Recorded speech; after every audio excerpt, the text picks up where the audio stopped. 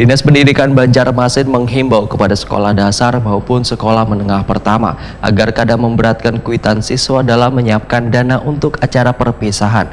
Pelaksananya pun harus dilakukan secara sederhana dan pembiayaannya bersifat sukarela atau sesuai kemampuan kuitan siswa.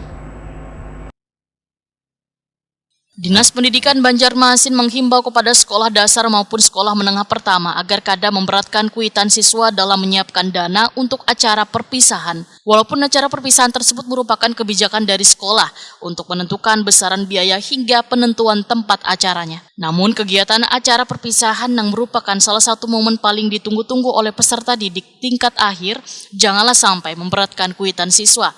Demikian dipadahkan Kepala Dinas Pendidikan Banjarmasin Nuryadi, Wetakoni Prima TV, Baisukan Jumat 17 Februari 2023. Nuryadi menilai sangatlah wajar jika saban tahun pendidikan melaksanakan acara perpisahan tersebut dengan syarat biaya yang dikeluarkan kada memberatkan bubuhan kuitan siswa. Selain itu, pelaksanaannya pun harus dilakukan secara sederhana dan pembiayaannya bersifat sukarela atau sesuai kemampuan kuitan siswa.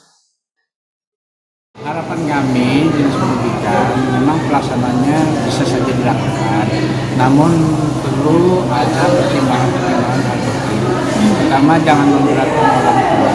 Kedua, jangan memberatkan masyarakat yang ingin mengadakan usaha. Jadi tolong dikomunikasikan ke dalam dulu di mana tempat pelaksanaan semuanya mampu apa aja. Jadi jangan sampai nanti ada keluhan terlalu macam-macam ya tinggi atau kemana akhirnya akan memberatkan bagi orang tua. Jadi harapan kami ya silakan melaksanakan perpisahan, namun hal perlu dikoordinasi ke dalam.